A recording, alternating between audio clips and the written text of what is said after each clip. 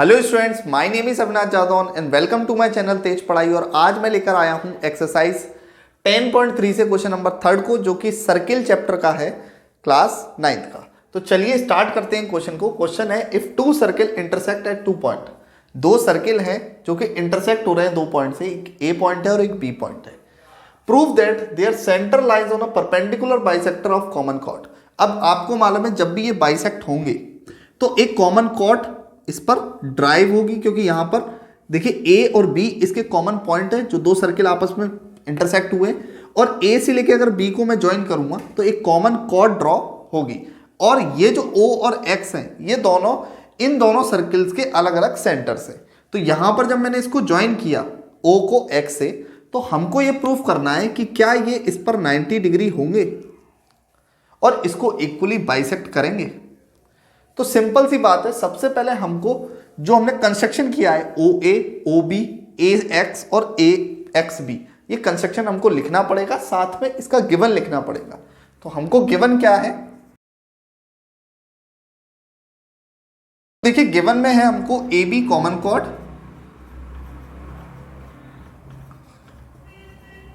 And O and X dash R, O and X are common to center of different circle। ये हमको given है, ये हमको given था कि कॉमन कॉर्ड गिवन है और दो सेंटर्स हमको गिवन है और उससे जाने वाली लाइंस। अब हमको प्रूफ क्या करना है इसमें, तो प्रूफ करना है हमको, लिखेंगे टू प्रूफ हमको मालूम है कि जो यहां पर सी पॉइंट बना है, पहले तो हमको ये प्रूफ करना है कि angle A C O is equal to angle B C O is equal to 90 degree. पहली चीज जो हमको प्रूफ करनी है। और दूसरी चीज, क्योंकि परपेंडिकुलर बाइसेक्टर लिखा हुआ है तो हमको मालूम है A C is equal to B C करना है। ठीक है, चलते हैं अब प्रूफ की तरफ। उससे पहले कंस्ट्रक्शन लिखते हैं। तो कंस्ट्रक्शन में हमको क्या लिखना है, तो देखिए कंस्ट्रक्शन में हमको क्या करना है, कंस्ट्रक्शन में हमें करना है ओ ए और ओ बी। तो यहां पर लिखना है ज्वाइन, क्योंकि हमने ज्वाइन किया है ओ से ए को एंड ओ से बी को, और उधर से किसको ज्वाइन किया है, एक्स को ए से और एक्स को बी से। तो इधर से किया है X A and X B. ये दो कंस्ट्रक्शन हमने ड्रॉ किए हैं कंस्ट्रक्शन में। अब आपको मालूम है प्रूफ करना है हमको, तो प्रूफ में हमको मालूम है in triangle O A X and triangle O B X. अब आपको मालूम है कि दोनों ट्राइंगल्स में हमको क्या चीज रिलेट कर रही है, क्या चीज कॉमन है, क्या हम प्रूफ कर सकते हैं।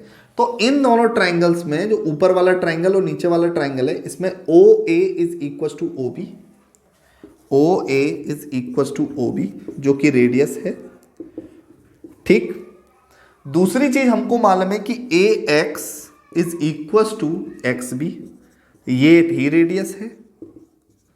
और तीसरी चीज हमको मालूम है OC is equal to OC, क्योंकि देखिए दोनों ट्राइंगल्स में OC क्या है, कॉमन है।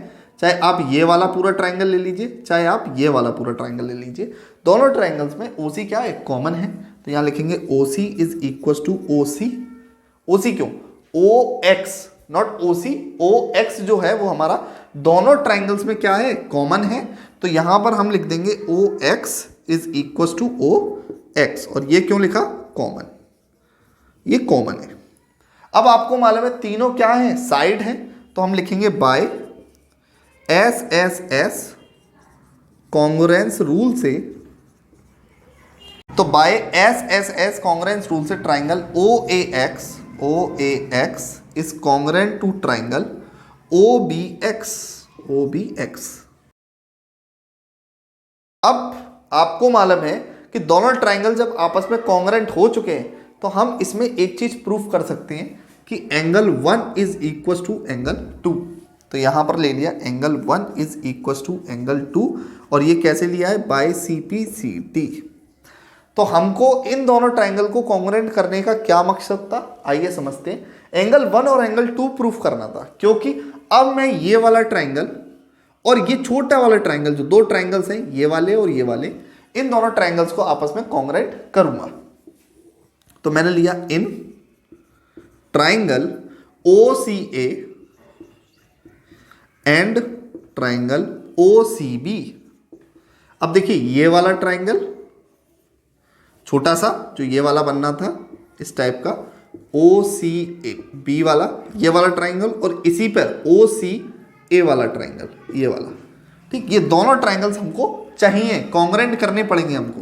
तो इनको कॉन्ग्रुएंट करने के लिए हमको सबसे पहले क्या दिख रहा है, सबसे पहले दिख रहा है एंगल 1 इक्वल टू एंगल 2, ठीक। तो यहां पर हमको मालूम है कि सबसे पहले हमें एंगल 1 एंगल 2 इक्वल दिख रहा है, लेकिन उससे भी पहले हमको दिख रहा है OA is equal to OB जो कि रेडियस है।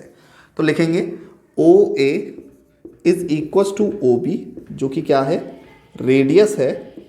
अब दूसरी चीज हमको दिख रही है कि angle 1 is equal to angle 2 जो कि क्या है, हमने हमने प्रूफ करे हैं पिछले इक्वेशन में। तो इस इक्वेशन को हम 1 मान लेते हैं, यहां लिख देते हैं इक्वेशन 1 के हिसाब से। अब आपको मालूम है तीसरी चीज हमको क्या दिख रही है, OC is equal to OC जो कि क्या है, कॉमन है। देखिए OC इस ट्राइंगल में भी पड़ रहा है और OC इसमें भी पड़ रहा है, तो दोनों के लिए क्या है, कॉन्ग्रुएंट है। अब कॉन्ग्रुएंट है तो ट्राइंगल नहीं, पहले लिखिए कौन सी प्रॉपर्टी से हुआ ये, तो साइड एंगल साइड, तो side angle side congruence rule से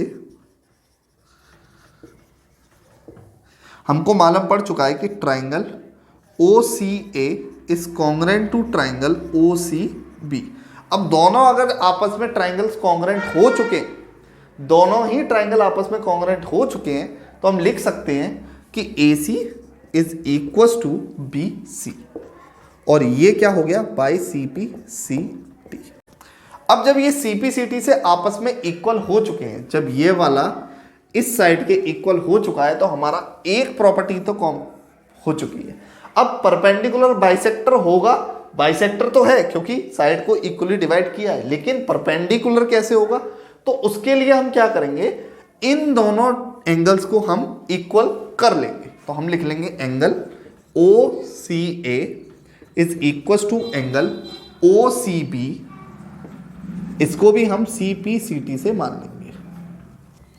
अब जब ये दोनों एंगल्स आपस में CPCT हो चुके हैं, तो हमको मालूम है, अब मैं देखिए यहां से इस क्वेश्चन को यहां पर स्टार्ट कर रहा हूं, ठीक है, छोटा सा पार्ट रह गया अब इसका।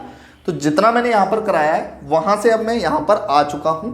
अब देखिए हमको मालूम है AB एक स्ट्रेट लाइन है, ठीक, कॉमन कॉर्ड है तो स्ट्रेट होगा, लिखूंगा AB इज कॉमन कॉर्ड, और कॉर्ड कैसी होती है, स्ट्रेट लाइन होती है। तो हमको मालूम है यहां पर angle OCA plus angle OCB is equal to 180 degree, और ये क्यों हुआ है, लीनियर पेयर की वजह से। पहले ही बता देता हूं, लीनियर पेयर हमेशा तब लगता है जब किसी भी लाइन पर कोई तीसरी लाइन आकर टच करे और उससे बनने वाले दोनों एंगलों का सम 180 डिग्री होता है। तो यहां पर हमने इसीलिए इनको क्या लिया है, 180 डिग्री लिया है। अब देखिए दोनों एंगल्स जो हमने फाइंड आउट किए थे वो दोनों आपस में क्या है, इक्वल हैं। तो हम लिख सकते हैं कि ये और ये आपस में इक्वल है, तो मैं O angle CA plus angle OCA is equal to 180 degree लिख सकता हूं, क्योंकि दोनों ही एंगल आपस में इक्वल हैं, तो मैंने दोनों को एक साइड में लिख लिया, ठीक है। अब इसके बाद हमको इन दोनों को प्लस कर लेना है, तो 2 angle OCA is equal to 180 degree. अब आपको मालूम है कि 2 से इसको डिवाइड कर देंगे, तो 2 से अगर मैंने इसको डिवाइड कर दिया तो कितना आ जाएगा, 90 डिग्री आएगा, 90 डिग्री। तो हमको मालूम पड़ चुका है कि एंगल OCA 90 डिग्री है। अब अगर OCA 90 डिग्री है तो ये दोनों तो आपस में पहले से ही इक्वल है, तो हम कह सकते हैं कि एंगल जितना OCA इक्वल है, तो हम लिख सकते हैं कि ये इक्वल होगा किसके, OCB के भी होगा। और यही हमको क्या करना था, प्रूफ करना था। यहाँ प्रूफ हो गया और एक ये यहाँ पर प्रूफ हो गया। तो वीडियो अच्छी लगी हो, क्वेश्चन समझ में आया हो कि 90 हमने कैसे किया है OCA या BCO को तो वीडियो को लाइक करें, चैनल को सब्सक्राइब करें। मिलते हैं नेक्स्ट वीडियो में, तब तक आप इस क्वेश्चन की प्रैक्टिस जरूर करिए, वेरी इंपॉर्टेंट क्वेश्चन है। Bye bye.